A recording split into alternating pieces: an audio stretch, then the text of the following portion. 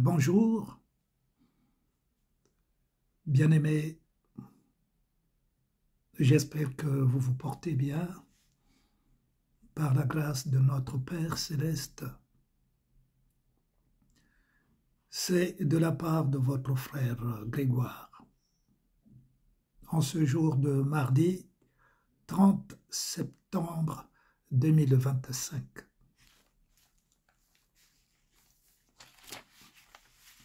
Bien-aimés, c'est par la grâce de Dieu que nous sommes debout le matin, parce que c'est lui qui renouvelle en nous le souffle de vie à chaque instant. Donc nous dépendons de lui et nous devons lui rendre grâce et nous devons l'aimer de tout notre cœur, de toutes nos forces, de toutes nos pensées, de tout notre être. Je suis heureux une fois de plus, bien-aimé, de me retrouver en face de vous. Aujourd'hui, nous allons parler toujours de la part de Dieu, toujours,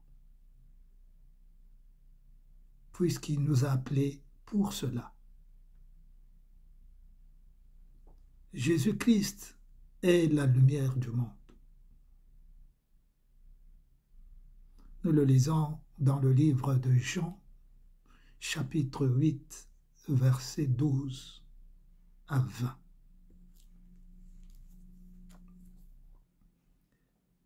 Bien-aimés,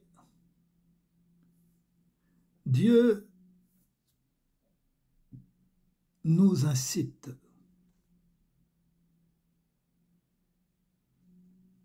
à être comme lui.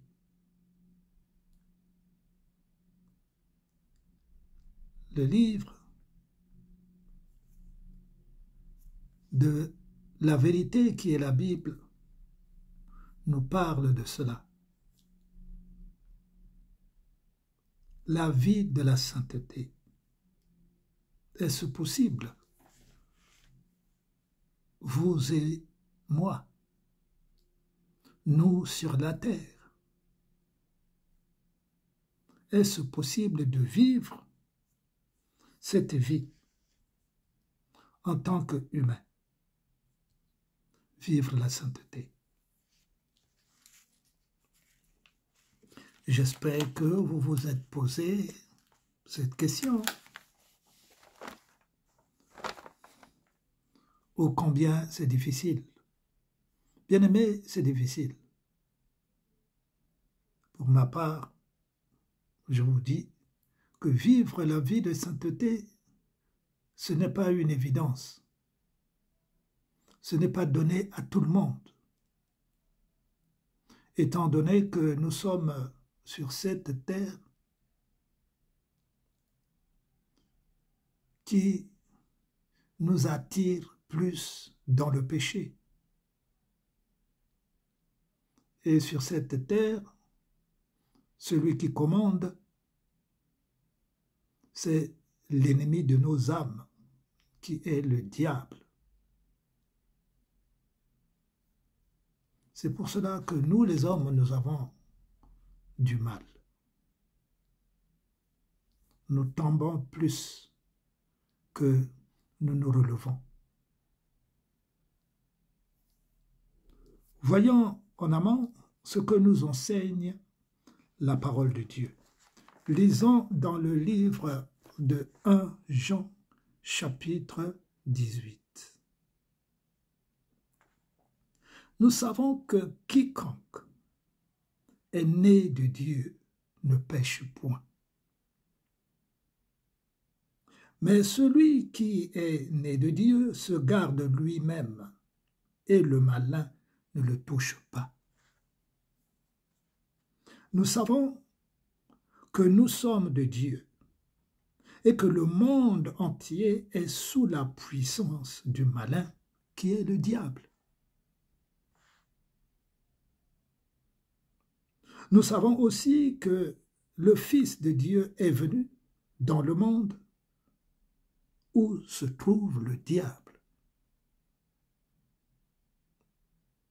Jésus-Christ nous a donné à ceux qui sont attachés un seul corps. Jésus-Christ nous a donné un seul corps et un seul esprit.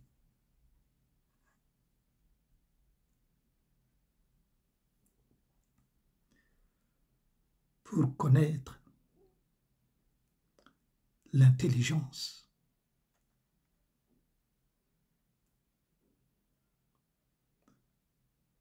le véritable et nous sommes dans le véritable et la vie éternelle. C'est ce que nous dit la parole de Dieu. C'est donc une certitude. C'est la réalité. Une réalité que nous devons connaître. Et cette réalité, nous devons nous assimiler à cette réalité, c'est-à-dire vivre cette réalité.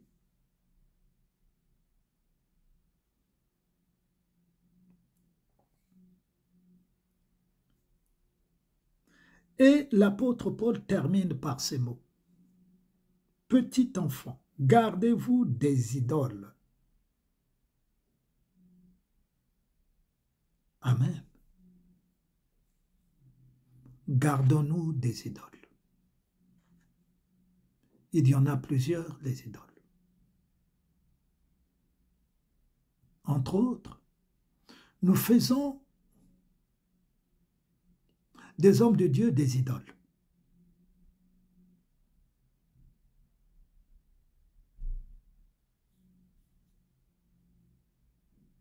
Il y a les sorciers, c'est des idoles.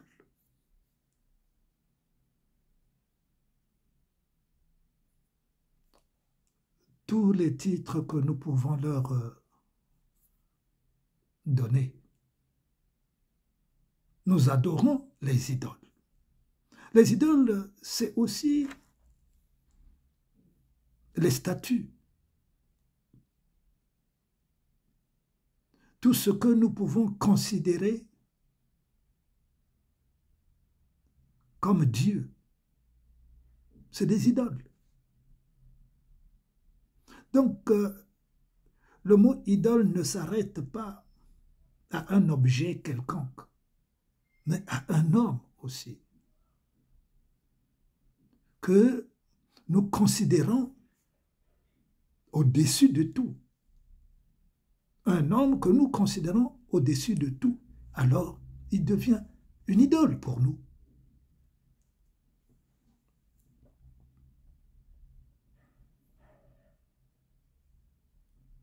Et beaucoup, bien-aimés, d'entre nous sur la terre qui parlons de Dieu, pour la plupart sont des sorciers. Quelques-uns que j'ai dénoncés il y a quelques jours, ils se manifestent la nuit.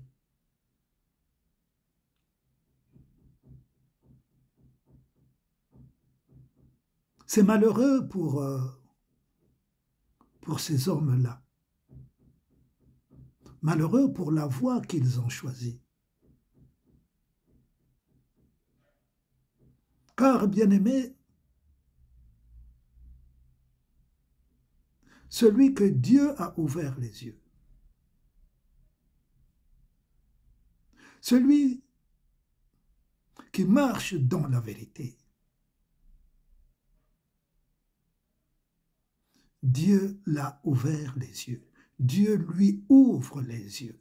Dieu lui ouvre les oreilles spirituelles.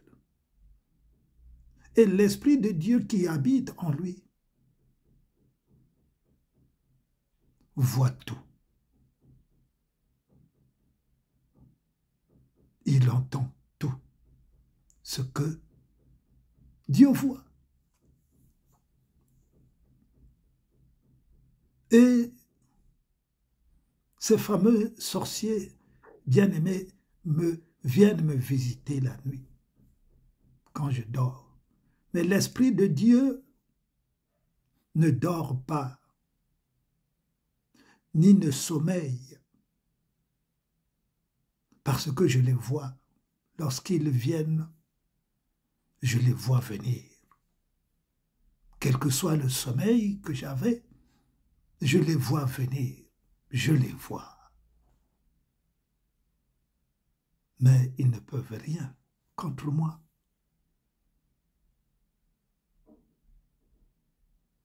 Parce que je ne porte pas leur doctrine. Je ne suis pas dans leurs œuvres, dans leur manigance ténébreuse.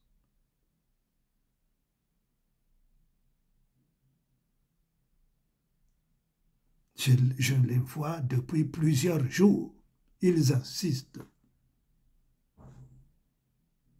Mais Dieu les regarde. Et je continuerai à les dénoncer. Je continuerai, bien-aimé.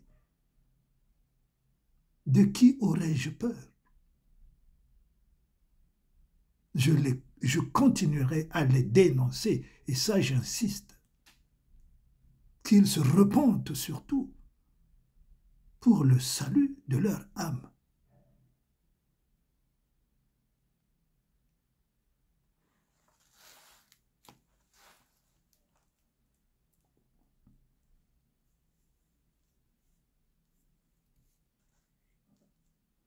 Alors, l'apôtre Paul nous instruit dans le livre que je viens de lire, 1 Jean chapitre 5, verset 18. Si nous sommes nés de Dieu, frères, sœurs, mais alors nous ne pratiquerons pas les œuvres des ténèbres qui sont la sorcellerie, l'envoûtement, le mensonge. Tout cela font partie des œuvres des ténèbres. Celui qui marche avec Dieu ne ment pas. Comment peut-on marcher avec Dieu et marcher dans le mensonge?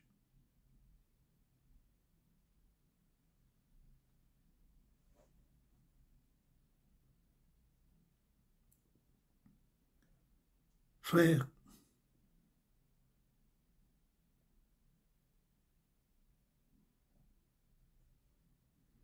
je voudrais apporter un éclaircissement sur le parler en langue. Je voulais apporter une précision. Le parler en langue, frère,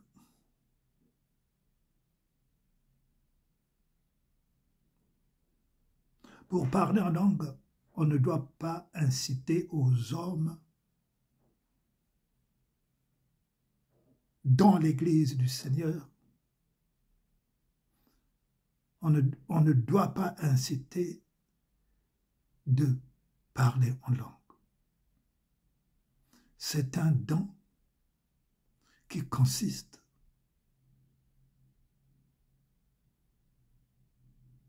pour Dieu de communier avec Dieu. Le parler en langue vient de l'Esprit de Dieu, donc de Dieu. C'est Dieu qui met cette capacité spirituelle à l'homme pour pouvoir se mettre en communion avec l'homme, Dieu. Et c'est Dieu qui communique. C'est l'Esprit de Dieu qui communique à l'homme, qui parle à l'homme. C'est comme la prophétie. C'est la même chose. La prophétie est un don que Dieu communique avec l'homme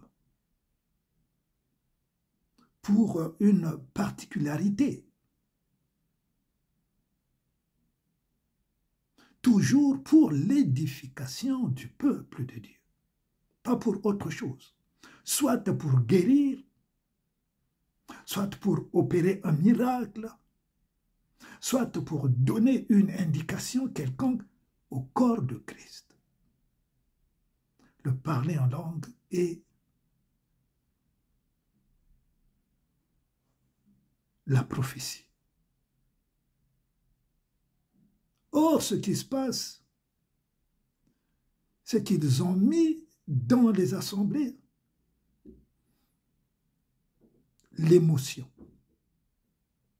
L'émotion d'où sortent les prophéties et le parler en langue, dû à l'émotion, mais non à la communion. Ces deux dons-là doivent servir non à l'émotion, mais à une directive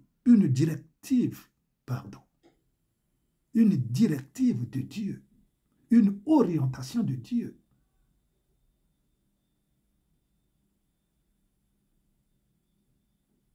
C'est donc par la volonté de Dieu que l'homme parle en langue, transmet ce qu'il reçoit de Dieu à l'assemblée. Car le parler en langue, comme la prophétie, ce n'est pas d'abord pour lui-même, l'homme. Parce que même celui qui parle en langue ou qui prophétise, c'est un don pour l'édification du corps du Seigneur Jésus. Ce n'est pas personnel.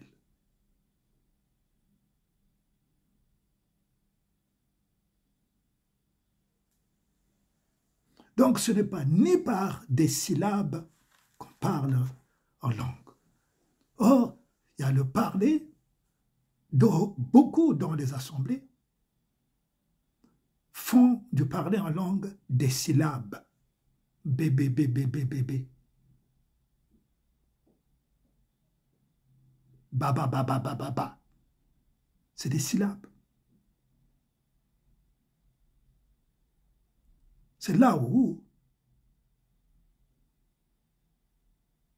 les menteurs ont introduit le mensonge dans les assemblées.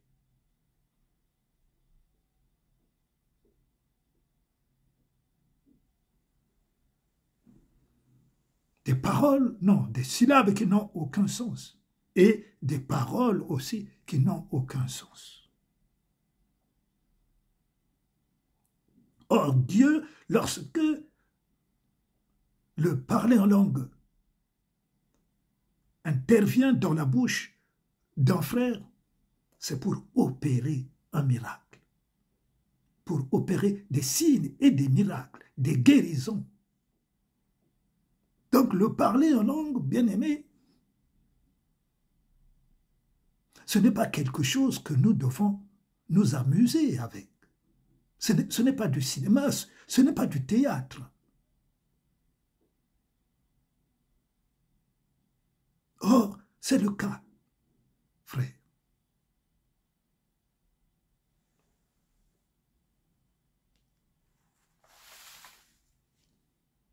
Lorsque Dieu te donne le parler en langue, il est accompagné, comme je viens de le dire, le parler en langue est accompagné par des signes, des prodiges. comme l'ont vécu. Mais ce que je vous dis, c'est biblique, frère. Lisez l'Acte des Apôtres, chapitre 2, versets 1 à 21, vous comprendrez. Le parler en langue est un langage du Seigneur.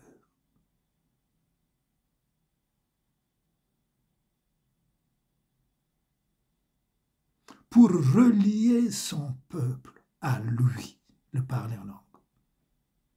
Comme la prophétie, quand elle sort, c'est pour relier son peuple à lui. Et il dit alors,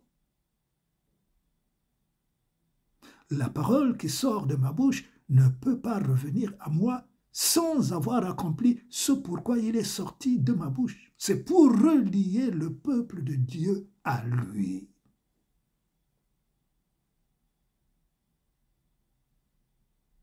Comprenons donc la volonté du Seigneur, mes frères.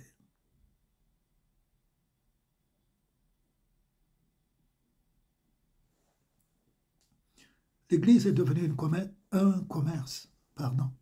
L'Église est devenue un commerce des hommes sur la terre. Lorsque le pasteur officie, dirige l'Église, sa femme devient aussi pasteur.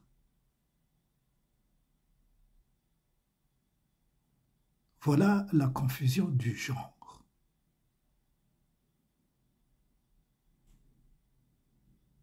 L'Église charnelle, l'Église de Dieu. Or, l'Église ne doit pas être charnelle, elle est spirituelle.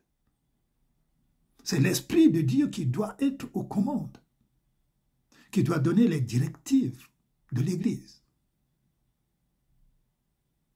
L'Église de Dieu ne doit pas être charnelle du tout, frère. Dieu est la lumière. L'Église, c'est la lumière. Et le Seigneur le dit, vous êtes la lumière du monde. Nous devons être la lumière du monde. Dans l'Église, dans l'Assemblée, c'est là où les gens du dehors devraient retrouver la lumière. Parce que eux, ils sont dans les ténèbres du péché, esclaves du péché. Mais quand ils viennent dans l'Assemblée, ils doivent voir la lumière. La lumière, ce sont les comportements. La lumière, c'est la parole de Dieu qui est devenue la lumière en nous pour éclairer ceux qui rentrent dans l'Église du Seigneur.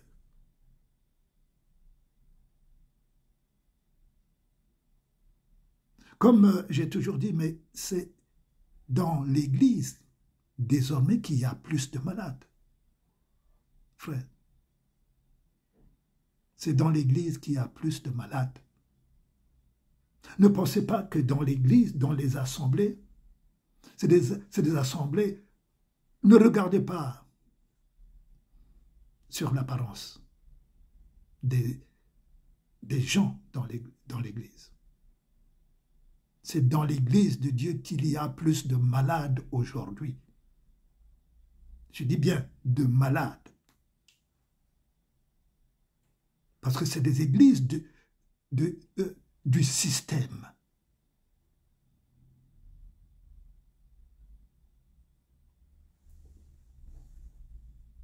Même lorsqu'il y a un faux, bon, déjà, c'est le faux parler en langue. Mais l'apôtre Paul le dit. Vous pouvez lire dans le livre aux Corinthiens.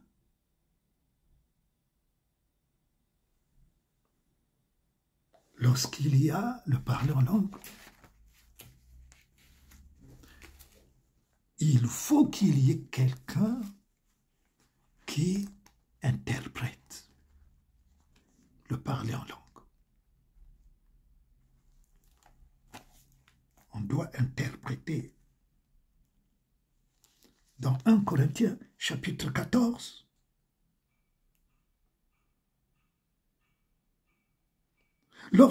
dans le verset 26. « Que faire donc, frères, lorsque vous assemblez? Les uns ou les autres parmi vous ont-ils un cantique, une instruction, une révélation, une langue,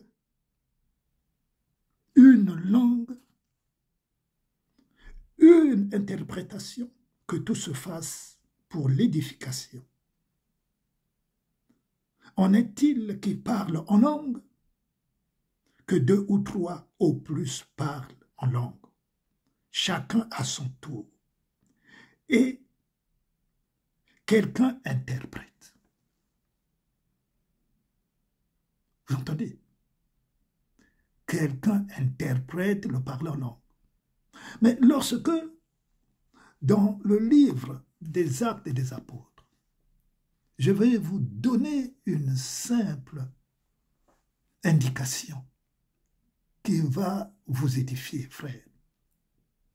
Les disciples, dans Actes des Apôtres, chapitre 2, les disciples parlent en langue. Tous. La parole de Dieu nous dit que ceux qui étaient là, nous allons le lire, frère. Nous allons le lire. Le jour de la Pentecôte, ils étaient tous ensemble dans le même lieu. Tout à coup, il vint du ciel un bruit comme celui d'un vent impétueux. Voilà d'abord le miracle. C'est un miracle, frère. C'est le parler en langue seulement. Mais c'est pour que nous comprenions que c'est Dieu qui est aux commandes. Ce n'est pas les hommes. Un vent impétueux, comme celui d'un vent impétueux. Un bruit donc qui venait du ciel. C'est l'Esprit de Dieu qui était descendu.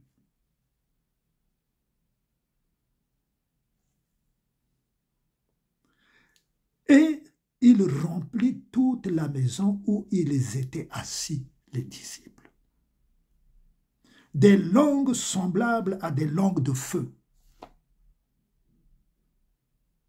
Vous pensez que c'est de l'amusement lorsque nous parlons en langue? Alors qu'il y a ces sorciers, ces faux pasteurs qui demandent à l'assemblée de parler en langue. Imitez celui qui parle en langue, ils disent. Imitez celui qui parle en langue. Ces faux pasteurs-là, c'est ce qu'ils disent. Réécoutez leurs frères pour que vous compreniez qu'ils sont dans l'erreur. Et les hommes, malheureusement, sans intelligence, sans discernement, ils imitent le parler en langue. Voilà le désordre, le mensonge organisé dans l'assemblée de Dieu. Et vous dites que vous êtes là, une assemblée de Dieu. Vous dites que vous êtes une assemblée de Dieu. Avec le mensonge. Organisé. J'insiste. Jésus-Christ est la lumière du monde. Si nous nous éloignons des principes de Dieu, de tout ce que Dieu a ordonné, qui est biblique, qu'il a enseigné à travers ses disciples, et lui-même aussi, il a enseigné les mêmes choses, si nous nous éloignons de cela, nous ne sommes pas avec Dieu, frère. Frère, on ne peut pas être avec Dieu. C'est impossible, frère. C'est impossible que vous puissiez admettre cela. Je parle avec gravité. Pour les choses de Dieu, je parle avec gravité, frère.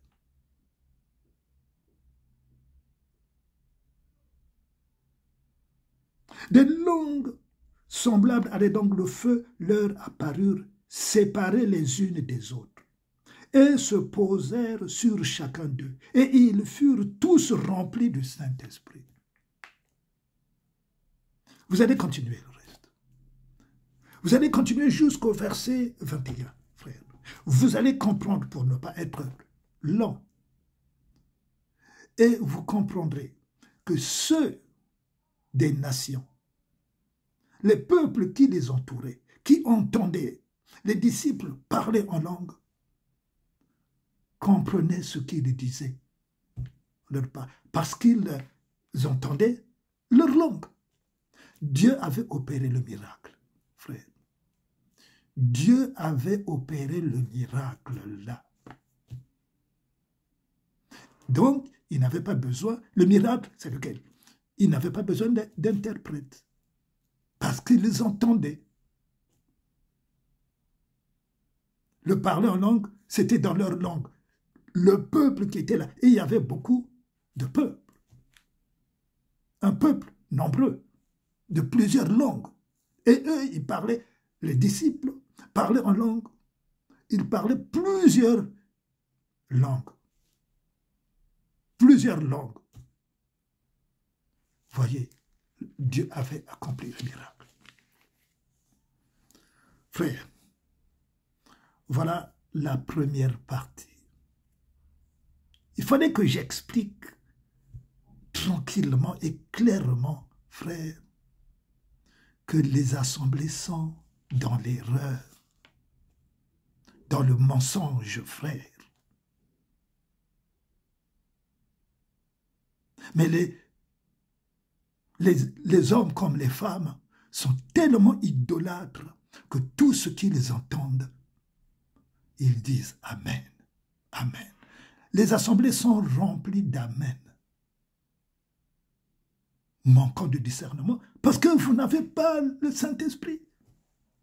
Le discernement, il y a deux sortes de discernement, frère. Discernement avec l'Esprit de Dieu. Mais le discernement de l'intelligence de l'homme. Le discernement, c'est quoi? Chez nous les hommes, c'est faire la différence entre ce qui est bon et ce qui est mauvais. Ça, au moins, on n'a pas besoin de l'Esprit de Dieu. Mais ce qui est grave, frère, c'est qu'on dise Amen dans tout. Amen dans tout ce que nous entendons, alors que c'est dans l'erreur que vous êtes. Moi, c'est ça qui me chagrine, c'est ça qui me fait pleurer.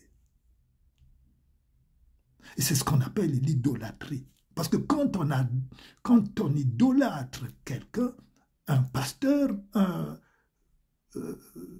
tout ce que nous voulons, on devient idolâtre. On n'est plus dans la lumière. On n'est plus avec Christ. Christ, ça devient par la bouche. Puisqu'on prononce le mot Jésus, par la bouche. C'est par la bouche qu'on est chrétien. Mais pas par l'esprit, pas avec le cœur, frère. Cherchons la lumière de Christ et nous serons éclairés. Tant que nous serons dans l'idolâtrie, nous serons dans les ténèbres. Comment pourrions-nous être sauvés étant dans l'idolâtrie? Nous ne sommes pas dans la lumière, frère. Voilà une première partie de mon message. Je reviendrai